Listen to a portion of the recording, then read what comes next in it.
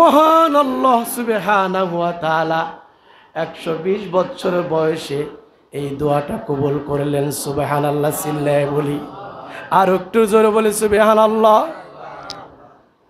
যেহেতু সময় সংক্ষিপ্তের জন্য লম্বা কথা বলা যাবে না, একটা কথা ভালোভাবে খেয়াল রাখবেন, পৃথিবীর মধ্যে আল্লাহর প্রিয় ভাজন যে যত বেশি, দুনিয়ার মধ্যে তাকে সবচাইতে বড় পরীক্ষায় পড়তে হয়। ঠিক কিনা কথা বলেন? আসমানের নিচে জমিনের উপরে নবীদের চাইতে দামি, নবীদের চাইতে মর্যাদা সম্পন্ন, নবীদের চাইতে প্রিয় ভাজন, প্রিয় পাত্র আল্লাহর কাছে দ্বিতীয় কোনো মানুষ ছিল? এজন্য তাদেরকে সবচাইতে বেশি কঠিন থেকে কঠিন পরীক্ষা দিতে হয়েছে। ঠিক কিনা কথা বলেন? ওই যে হযরত মূসা আলাইহিস সালাতু ওয়াস সালাম ফিরাউনের অত্যাচারে নীল দরিয়া পাড়ি দেওয়া লাগছে পানির মধ্যে দিয়া। ঠিক কিনা কথা বলেন? ওই যে হযরত ইউনূস আলাইহিস সালাতু ওয়াস সালামকে মাছের পেটের মধ্যে 40 দিন, কেউ বলেছেন 6 মাস, মাছের পেটের মধ্যে সমুদ্রের গহীন অন্ধকারের মধ্যে নিমজ্জিত থাকা লাগছে। ঠিক কিনা কথা বলেন? ওই যে হযরত জাকারিয়া আলাইহিস সালাতু ওয়াস সালাম কত কঠিন পরীক্ষা দিয়েছেন, যে ইহুদির দলেরা গাছের মধ্যে প্রবেশ করার কারণে গাছের উপর থেকে করাত দিয়ে যখন চিরা শুরু করেছে, আল্লাহর পয়গম্বরের তাজা বডি কাঠ যেরকম সেমেলে ফারে এরকম ভাবে পুরা বডিটা দুইটা ভাগ করে ফালাইছে। নাউজুবিল্লাহ বলেন। এরকম প্রত্যেকটা নবীদের জীবনে কঠিন থেকে কঠিন পরীক্ষা এসেছে, আল্লাহ তাআলা তৌফিক দিয়েছেন, তারা উত্তীর্ণ হয়েছেন। ঠিক কিনা কথা বলেন? আল্লাহর পয়গম্বর হযরতে ইব্রাহিম আলাইহিস সালাতু ওয়াস সালাম জন্মের আগে থেকেই তার পরীক্ষা শুরু হয়েছে। ঠিক কিনা কথা বলেন? মুআজ্জাজ মুহতারাম হাজিরিন, আগুনে নমরুদে আগুনে ফালাইছে, ঘটনা কে না জানে? ঠিক কিনা কথা বলেন? বলতে পারবো না। বাবা হয়ে সন্তানকে আগুনের মধ্যে ফালানোর জন্য সহযোগিতা করছে। নাউজুবিল্লাহ বলেন। এর চাইতে দুঃখের আর কি বিষয় হতে পারে? নিজের জন্মদাতা পিতা আজর, সেও নমরুদের পক্ষ অবলম্বন কইরা আগুনের মধ্যে ফালানোর জন্য আপ্রাণ চেষ্টা করছে, নমরুদের পক্ষ অবলম্বন করছে, সন্তানের পক্ষ নেই। এর চাইতে কি আর হৃদয় বিদর কোনো কথা হতে পারে? তো পরীক্ষা দিতে দিতে 120 বছর বয়সে আল্লাহর পয়গম্বরের দোয়া কবুল হইল আল্লাহর দরবারে। আগের কথা মনে আছে? অর্থাৎ আল্লাহ তাআলা সন্তানের মুখ দেখাবেন। আল্লাহ তাআলা একটা ছেলে সন্তান দান করলেন, নাম রাখলেন হযরতে ইসমাইল। সুবহানাল্লাহ বলেন। 120 বছর বয়সে 90 বছর বয়স স্ত্রীর এমতো অবস্থায় চাঁদের চেয়েও সুন্দর ইসমাইলকে কোলে পায়া কত আদর, কত ভালোবাসা, কত মহব্বত। একবার স্ত্রী কোলে নেয়, একবার আল্লাহর পয়গম্বর কোলে নেয়, চেহারার মধ্যে চুমু খায়, কত ভালোবাসা, কত মহব্বত। শয়তানের জিনিসটা ভালো লাগলো না, আল্লাহকে ডাইকে বলে, দেখো তো আল্লাহ, 120 বছর বয়সে ইব্রাহিম পয়গম্বরের দোয়া কবুল কইরা এখন তুমি সন্তান দান করছো, এখন কেমন জানি দেখা যায় তুমি আল্লাহর চাইতে এখন সন্তানকে ইব্রাহিম বেশি ভালোবাসি। মহান আল্লাহ সুবহানাহু ওয়া তাআলা ডাইকে বলেন, না না, আমি ইব্রাহিমের কলিজার খবর জানি। আরে এটা তো মানুষ হিসাবে প্রাকৃতিক একটা চাহিদা, সন্তানকে ভালোবাসবেই, মহব্বত করবে। ঠিক কিনা কথা বলেন? আল্লাহর রাসূল সাল্লাল্লাহু আলাইহি সাল্লামের নিকটে এক সাহাবী একদিন এসেছেন। আসার পরে দেখেন আল্লাহর পয়গম্বর বাচ্চাদেরকে কোলে নেয়, চেহারার মধ্যে চুমু খায়। সাহাবীটাইকে বলে, আমার অনেকগুলি সন্তান, আমি কোনোদিন বাচ্চাদেরকে কোলেও নেই না, চুমুও খাই না। তো আল্লাহর পয়গম্বর হযরতে রাসূল কারীম সাল্লাল্লাহু আলাইহি সাল্লাম ডেকে বলেন, তোমার অন্তর যদি না চায়, তোমার অন্তরের মধ্যে যদি পাথর দিয়ে ভরপুর থাকে, তো আমি আল্লাহর নবী কি করব? বলেন তো, কলিজার টুকরা সন্তানকে কোলে নেয় না, চুমু খায় না, তাহলে এটা কি আদর্শবান পিতা? হানা বলেন না কেন? শয়তান আল্লাহকে ডাইকে বলে, আল্লাহ, সন্তান পাওয়ার আগ পর্যন্ত ইব্রাহিম যেইভাবে তোমার গোলামি আর দাসত্ব করেছে, তোমার ইবাদত বন্দেগী করছে, এখন ইসমাইলকে পাওয়ার পরে আর কিন্তু তোমার প্রতি সেই ভালোবাসা, সেই মহব্বত নাই। এখন ইসমাইলকে নিয়েই সব সময় ব্যস্ত থাকে। আল্লাহ, তোমার ইব্রাহিম আর তোমাকে আগের মতো ভালোবাসে না, মহব্বত করে না। তর্ক বিতর্ক করতেছে কে? কথা বলেন। ইবলিস কার সঙ্গে? আল্লাহর সঙ্গে আল্লাহর পয়গম্বরকে নিয়ে শেষ পর্যন্ত মহান রব্বুল আলামিন বললেন, আমাকে আমার পয়গম্বর ইব্রাহিম খলিল সন্তানের চাইতে বেশি ভালোবাসে কিনা আর পরীক্ষা আমি অতি দ্রুতই নেব। সুবহানাল্লাহ জোরে বলে। স্বপ্ন যুগে আল্লাহর পয়গম্বরকে মেসেজ করলেন, ইব্রাহিম সবচাইতে তোমার প্রিয় পাত্র যে আছে পৃথিবীর মধ্যে, সবচাইতে তুমি যাকে মহব্বত করো, ভালোবাসো, আমার রাস্তায় তাকে কোরবানি দিয়া দাও। একে একে 3 দিন স্বপ্ন দেখলেন, অসংখ্য গরু উট কোরবানি করলেন, কিন্তু 1 দিন 2 দিন যায়, 3 দিন চলে গেল, স্বপ্ন বন্ধ হয় না।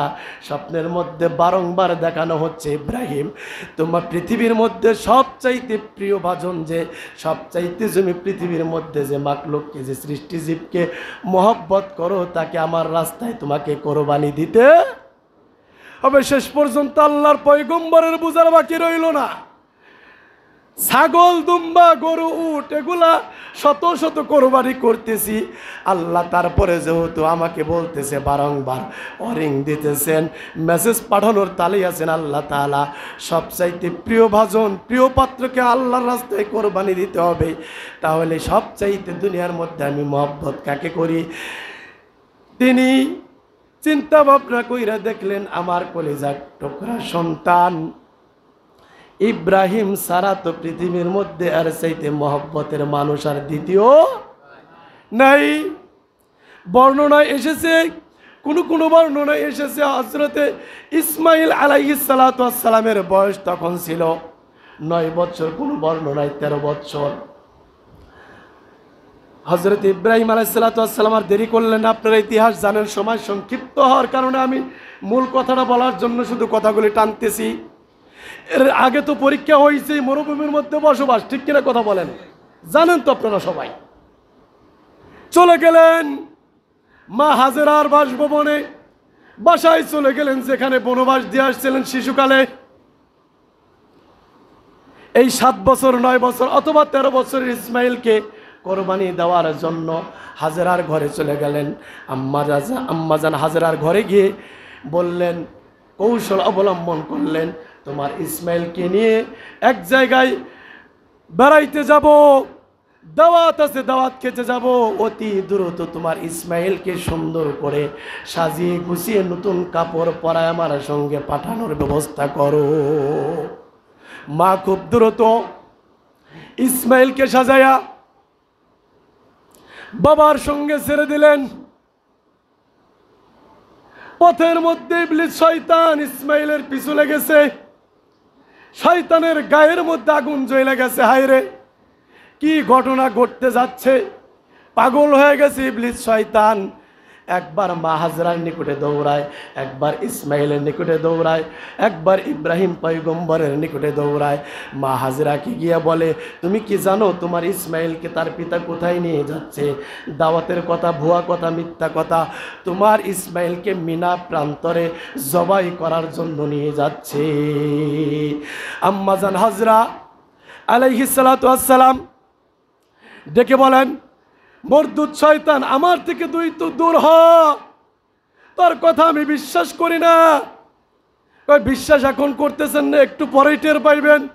একটু পরে যদি তোর কথা বাস্তবই হয়, সত্যই হয়, আমার স্বামী যদি তার সন্তানকে মিনা প্রান্তরে কোরবানি দেওয়ার জন্যই নিয়ে যায়, তাহলে এটা আমি মনে করব আমার স্বামী কোনো রং কাজ করতেছেন, আল্লাহর তরফ থেকে হয়তো অর্ডার পেয়েছি, হুকুম পেয়েছি, তার হুকুম বাস্তবায়ন করার জন্যই যাচ্ছে। তুই আমাকে ধোকা দিয়ে বোকা বানাইতে পারবি না। আল্লাহকে রাজি খুশি করার জন্য আমার স্বামী যেইভাবে তার সন্তানের গলায় ছুরি চালাইতে পারবে, আল্লাহ তাআলা যদি আমাকে শত শত ইসমাইল দান করে, আমি মা হয়ে ধৈর্য ধারণ করতে পারবো। আল্লাহ যদি 120 বছর আর 90 বছরের সন্তান দিয়ে সে সন্তান নিতে চাই কোরবানির মাধ্যমে, কোনো হায় আফসোস নাই, মালিককে খুশি করার জন্য এক ইসমাইল নয়, শত ইসমাইলকেও জবাই করতে প্রস্তুত আছি। আর জোরে বলে সুবহানাল্লাহি ওয়া বিহামদিহি। হযরত ইসমাইল আলাইহিস সালাতু ওয়াস সালামকে পিছন থেকে ডাকে, ইসমাইল জানো তোমাকে কোথায় নিয়ে যাচ্ছে? কয় জানি আব্বা আমাকে দাওয়াত খাওয়াইতে নিয়ে যাচ্ছে। কয় না, একটু পরেই মিনা প্রান্তরে নিয়ে তোমাকে তোমার গলার মধ্যে ছুরি লাগাই দিবি। ইসমাইল শয়তানের কথা কর্ণপাত করতেছে না। শেষ পর্যন্ত বাধ্য হইয়া শয়তানকে কি নিক্ষেপ করছে কথা বলেন, সবাই বলেন, যেটা কিয়ামত পর্যন্ত হাজী সাহেবদের জন্য বাধ্যতামূলক করে দিলেন, যে পাথর নিক্ষেপ করছিল সেই দিন আল্লাহর পয়গম্বর, ছোট্ট পয়গম্বর হযরত ইসমাইল আলাইহিস সালাতু ওয়াস সালাম শয়তানকে দূর করার জন্য মুখ দিয়ে বলছে, শয়তান তুই দূর হয়ে যা, দূর হয়ে যা, তোর কথা আমি বিশ্বাস করি না। আমার বাবা যা খুশি করবে আমি প্রস্তুত আছি আল্লাহকে রাজি খুশি করার জন্য। আমার বাবার সিদ্ধান্তে আমার সিদ্ধান্ত, ঠিক কিনা কথা বলেন। শেষ পর্যন্ত যখন শয়তান নাসর বান্দা, যে মার সাথে পারলাম না, বাবাকে ধোঁকা দিতে পারি না, ছোট্ট মাসুম বাচ্চা, এ নাবালেক মানুষ, একে যদি ধোঁকা দিতে পারি তাহলে তো আমি সাকসেসফুল হয়ে যাব। আজকে আল্লাহর পয়গম্বর সে পরীক্ষা উত্তীর্ণ হতে পারবে না, তো ইসমাইলকে বাইছে নিছে শেষ পর্যন্ত ধোঁকা দেওয়ার জন্য, বকা বানানোর জন্য পিছে পিছে হাঁটতেছে শয়তান। শেষ পর্যন্ত যখন মুখের কথা না শুনে শেষ পর্যন্ত হযরত ইসমাইল আলাইহিস সালাম ছোট ছোট পাথর এনে শয়তানকে নিক্ষেপ করছে, পাথর মেরে তাড়ায় দিয়েছে। সুবহানাল্লাহ বলে। আল্লাহ তাআলার নিকটে এই ছোট্ট বাচ্চার, ছোট্ট পয়গম্বরের আমলটা এত পছন্দ হইল যে হজের একটা নিয়ম, একটা কানুন বানায় দিলেন যে কিয়ামত পর্যন্ত হাজী সাহেবগণ আসবেন, এই পাথর মারতেই হবে, তা না হলে তার হজ পরিপূর্ণ হবে। মুআজ্জাজ মুহতারাম হাজিরিন, আমরা একটু সামনে আগায় বসি, লোকজন এখন আসতেছে, খালি জায়গাগুলো পূরণ করে বসি। নামাজে যখন দাঁড়াই কাতার সোজা হয়ে দাঁড়ায় যাব। তো আমরা ইতিহাস জানি, আর সময় লম্বা করব না, আমাদের নির্দিষ্ট টাইম থেকে আলহামদুলিল্লাহ বেশ কিছু টাইম ওভার হয়ে গেছে, এখনও মাশাআল্লাহ অনেক লোকজন আসতেছে, এই জন্য আমরা দেরি করলাম। তো শেষ পর্যন্ত আপনারা আমি সকলেই ইতিহাস জানি যে কি করুণ ঘটনা ঘটল। হযরত ইব্রাহিম আলাইহিস সালাতু ওয়াস সালাম মিনা প্রান্তরে সন্তানকে নেওয়ার পরে বললেন, বাবা তোমার আম্মার থেকে তো তোমাকে বলে নিয়ে এসে দাওয়াত খাওয়ার জন্য যাব, কিন্তু না বাবা, মহান আল্লাহ তাআলা একের পর এক আমাকে স্বপ্ন দেখাইতেছেন যেন আমি তোমাকে আল্লাহর রাস্তায় কোরবানি করি, তুমি কি প্রস্তুত আছো? সুবহানাল্লাহ বলবেন না? আমাদের সন্তানরা পান থেকে চুন খসলে বাবার সঙ্গে সম্পর্ক খারাপ হয়ে যায়, ঠিক কিনা কথা বলেন। সন্তান হিসাবে আমার যুবক ভাই, এই যে 10, 12, 15, 20 বছরের সন্তান যারা আছো, এখান থেকে একটা সিদ্ধান্ত নাও, একটা তুমি খেয়াল করো যে বাবা সন্তানকে কি কথাটা বলতেছে, যে আল্লাহ আমাকে আদেশ করেছেন তোমাকে যেন তার রাস্তায় কি করি, কথা বলেন, জবাই করি। সন্তান তো বলতে পারতেন জীবন আমার, সিদ্ধান্ত আমার, আল্লাহ আপনারা কি করছে ওটা দেখার টাইম নেই, আমাকে জবাই করতে পারবেন, বলাও লাগতো না, দৌড় দিয়ে পালাইতে পারতো কিনা কথা বলেন। দৌড় দিছিল? দেয় নাই। কিন্তু আমাদের কলিজার টুকরো সন্তানদের বর্তমান অবস্থাটা কি? সন্তান হিসাবে আমিও সন্তানের বাবা, সন্তানের ভূমিকায় যারা আছো, আমি তোমাদেরকে অনুরোধ করব, আপনারা সকলে এক বাক্যে বলেন, এ পৃথিবীর কোনো বাবা সন্তানের খারাপ চায়? সবাই বললে খুশি হব। তাহলে বাবা যে সিদ্ধান্ত দেয়, মা যে সিদ্ধান্ত দেয়, যে অর্ডার করে, সন্তানের ভূমিকায় যে আছো, তুমি মনে প্রাণে বিশ্বাস করবা এবং কষ্ট হইল মাইনে নিবা যে ওই যে ইসমাইল আলাইহিস সালাম আল্লাহকে রাজি এবং খুশি করার জন্য সুরের নিচে চলে গেছে, কোনো কিন্তু করে নাই, একটা কথা বলে নাই।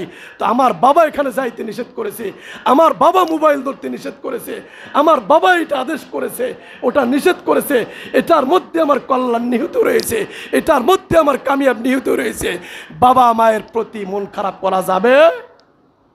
কি যুগে আইছি, পিতামাতা সন্তানকে ঠিক রাখার জন্য অনেক সময় হয়তো একটু হার্ড লাইনে যায়, সন্তান বাবাকে ডাক দেয় না, বাবার সাথে কথা বলে না, ভাত পর্যন্ত খানা, বাসায় ঘুমায় না, ঠিক কিনা কথা বলে। আর একটা কথা না বললেই নয়, সমস্ত কওমি মাদ্রাসা, সমস্ত শিক্ষা প্রতিষ্ঠান বন্ধ হয়ে গেছে। কওমি মাদ্রাসা আপনারা জানেন উন্মুক্তভাবে আপনার ওপেনে কোনো মোবাইল ব্যবহার করা যায় না, ঠিক কিনা কথা বলেন। তো এই বাচ্চারা, ছোট ছোট কলিজার টুকরা সন্তানেরা বাসায় আসলে আমরাও মনে করি 3 মাস 4 মাস বাদে আইছে, 1 সপ্তাহ তো থাকবো, আনলিমিটেড হাতের মধ্যে মোবাইল ছেড়ে দেয়। যে বাচ্চাটা তাহাজ্জুদ পড়তো সেই বাচ্চাটা বাসায় এসে আনলিমিটেড মোবাইল, ওয়াইফাই লাইন আর এমবি টাকা কেনার টাকা পাওয়ার কারণে যে বাচ্চা তাহাজ্জুদ মিস হয় না, সকালে সূরা ইয়াসিনের তেলাওয়াত মিস হয় না, আধা পারা তেলাওয়াত মিস হয় না, বাদ মাগরিব ওয়াকিয়া মিস হয় না, 1 পারা তেলাওয়াত মিস হয় না, সেই সন্তানটা এক সপ্তাহ বাসায় মোবাইল আনলিমিটেড পিতামাতা চালাইতে দেয়। অনেক পিতামাতা, সবাই না, পিতামাতা চালাইতে দেয়, সন্তান লাগামহীনভাবে এই 8 দিন 10 দিন ছুটির মধ্যে মোবাইলে চোখ দিয়া উল্টাপাল্টা জিনিস দেখা তার চরিত্র, তার মেধা, তার মগজ সব কিছু নষ্ট কইরা শয়তানের থেকেও বেশি খারাপ হয়ে যায়। ঠিক কিনা কথা বলে? মাদ্রাসা খোলার সময় সন্তানকে সহজে পাঠানো যায় না। গার্জিয়ান যারা আছেন তারাও সচেতন থাকবেন। আর সন্তানদেরকে আমি আগে বলছি, ইসমাইল আলাইহিস সালামের ঘটনা থেকে আমাদের অনেক শিক্ষা আছে, আর আমি টানতে পারবো না। যাই হোক, ইসমাইল আলাইহিস সালাম এক বাক্যে বলে দিলেন, আব্বা হুকুম কার? কথা বলেন, হুকুম কার? সবাই বলেন, হুকুম কে দিয়েছেন? তো ইসমাইল আলাইহিস সালাম ডেকে বলতেছেন, আল্লাহ তাআলা আপনাকে হুকুম করেছেন আমাকে জবাই করার জন্য। আমাকে জবাই করলে আপনি পরীক্ষায় উত্তীর্ণ হবেন, খুশি হবেন কে? তো আপনি আমাকে জবাই করে আল্লাহকে খুশি করবেন, আমি জবাই হয়ে আল্লাহকে খুশি করবো। সুবহানাল্লাহ বলেন। স্বাভাবিকভাবে আমরা কথাগুলি বলি আর শুনি, চিন্তা করা যায় ঠান্ডা মাথায়, কত কঠিন কথা, কঠিন কাজ। শেষ পর্যন্ত সন্তানকে চোখ বেঁধে হাত পা বাঁধে শোয়াই দিয়েছেন জমিনের মধ্যে, গলার মধ্যে ছুরি লাগাইতেছেন। আল্লাহর রহমতের দরিয়ায় জোশ মেরে গেছে। সুবহানাল্লাহ চিল্লা বলেন। ছুরি যাইতেছে, ইব্রাহিম আলাইহিস সালাম ছুরি হাতে নিয়ে ইসমাইলের গলার মধ্যে পোঁচ লাগাইতেছেন। মহান আল্লাহ তাআলার রহমতের দরিয়ায় জোশ খেলে গেল। এক মুহূর্ত আর দেরি করতে পারলেন না, হযরত জিবরাইল আলাইহিস সালামকে অর্ডার করলেন, আমার খলিল, আমার ইব্রাহিম, আমার ইসমাইল, আমার হাজেরা আজকের পরীক্ষায় A+ গোল্ডেন A+ পাস করছে। আমি চাই না ইব্রাহিমের ছুরির নিচে পইরা ইসমাইল কোরবানি হয়ে যাক। জিবরিল তুই কোথায়? আর 1 সেকেন্ড দেরি করবি না, যা দৌড়া, তাড়াতাড়ি তুই জান্নাত থেকে একটা তরুতাজা দুম্বা নিয়া ইসমাইলকে টান দেয়া সরায়া ইসমাইলের জায়গায় তুই দুম্বা ফালায়া দে। কিতাব বর্ণনা করে আল্লাহর পয়গম্বর হযরতে ইব্রাহিম আলাইহিস সালাম সন্তানের গলার মধ্যে ছুরি রেডি কইরা ছুরি নিয়ে যাইতেছেন।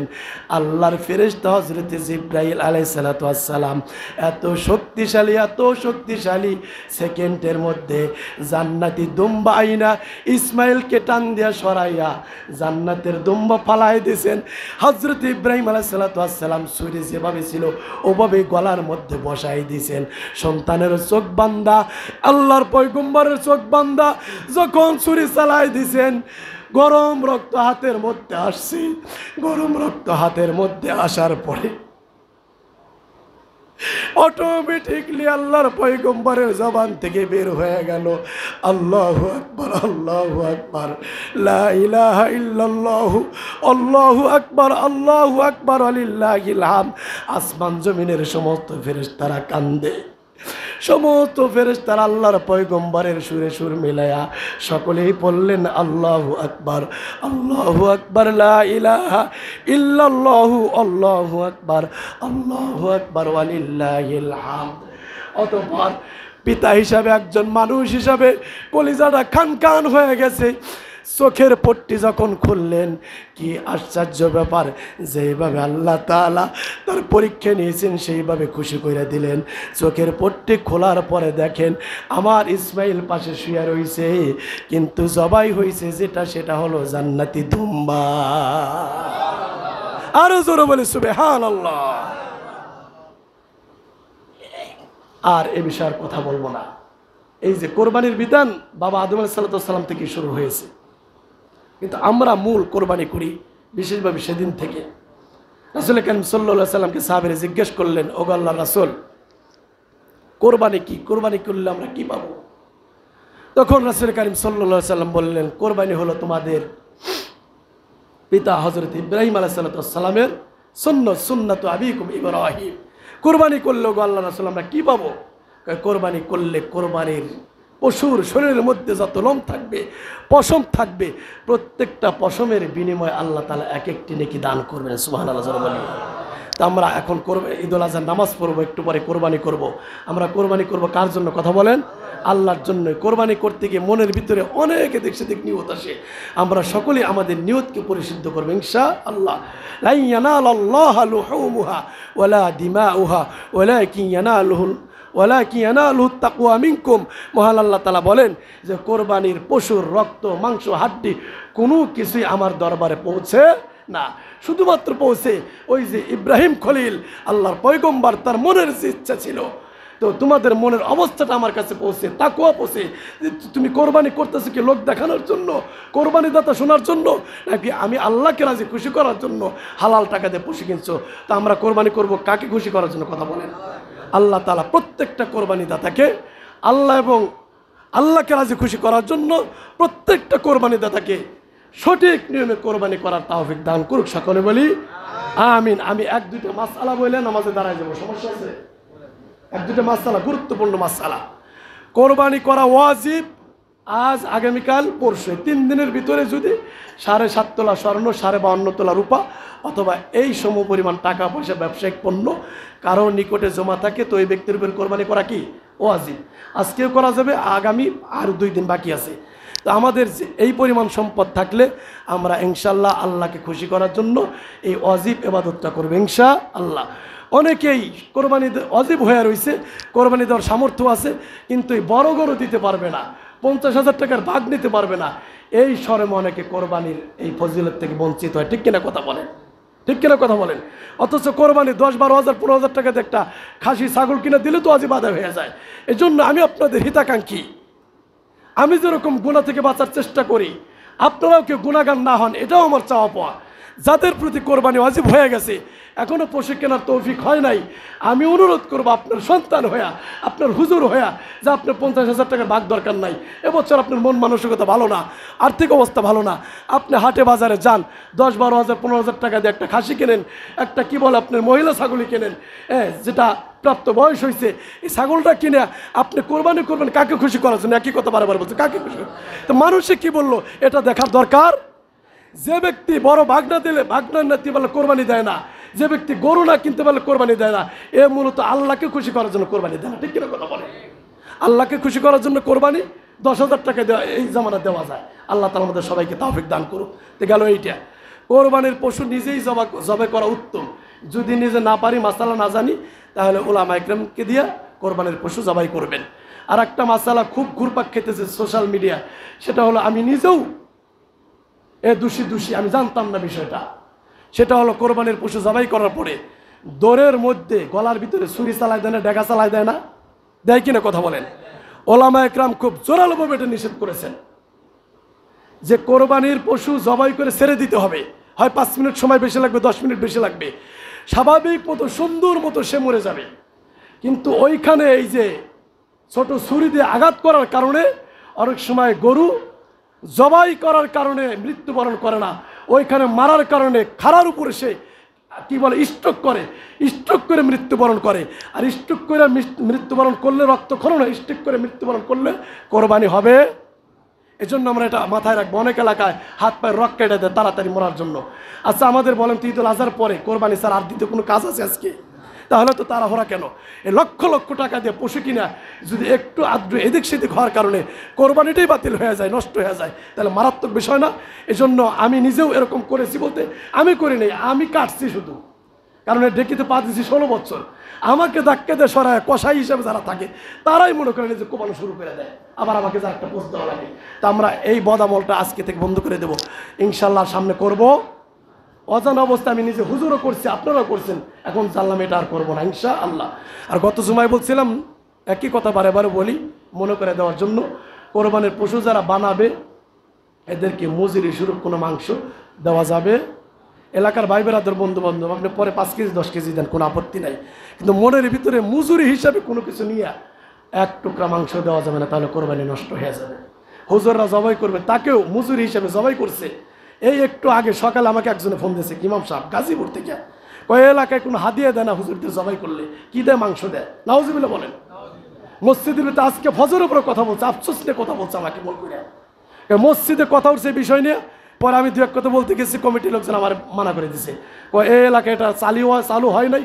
আজকে যদি হুজুর এই কথা ঈদের ময়দানে বলতে যান, কঠিন গ্যাদারিং হবে। যেমনি চলছে এই তো এমনিই চলবে, সামনে দেখা যাক কি করি।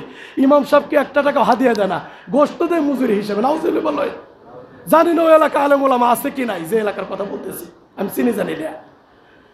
হুজুররা সম্মানের পাত্র, আপনাদেরই তো হুজুর, ঠিক কিনা কথা বলে। 2 লাখ 3 লাখ টাকাতে পশু কেনা গেছে, 3 জন 5 জন 10 জন শরিক। আমার জন্য আমি বলতেছি না, যে হুজুরকে দিয়ে আপনি জবাই করান, বছরে একটা দিন 1টা 2টা 5টা কোরবানি করে 3 লাখ টাকার পশু কিনতে পারছি, 50,000 টাকা ভাগে দিয়েছি, তো হুজুরকে খুশি হয়ে এক একজন 5 জন মিলে 200 করে দিলে 1000 টাকা হাদিয়া দেওয়া যায় না? যায় কি জানে? কথা বলেন। শুধুমাত্র মনের ব্যাপার, আর কিচ্ছু না। 3 লাখ টাকা 2 লাখ 1.5 লাখ টাকার গরু, আর হুজুরকে 500 1000 টাকা আমরা হাদিয়া দিতে অনেকে সংকোচ বোধ করি। আলহামদুলিল্লাহ নাউডুবার মানুষ ভালো হাদিয়া দেয়, কোনো সমস্যা নেই। অনেক এলাকায় এই বদরসুম আছে, 200 টাকা 100 টাকা ধরায় দেয়, অনেক জায়গায় দেওয়া প্রয়োজন মনে করে না। আল্লাহ তাআলা আমাদের সবাইকে সঠিক বুঝ দান করুক, আমরা সঠিক মাসআলা জেনে জেনে আমরা প্রত্যেকটা আমল করব। আজকে যে অগোছালো কিছু কথা বললাম শুনলাম, আল্লাহ তাআলা সবাইকে আমাদের প্রত্যেকটা কথার উপর আমল করার তৌফিক দান করুক, সকল বলে আমিন। এখন আমরা নামাজে দাঁড়িয়ে যাব, আমরা কাতার সোজা হয়ে দাঁড়াবো এবং আমরা এভাবে নিয়ত করব, আমি এই ইমামের পিছনে দাঁড়িয়ে 6 তাকবীরের সহিত ঈদুল আজহার 2 রাকাত ওয়াজিব নামাজ আদায় করিতেছি।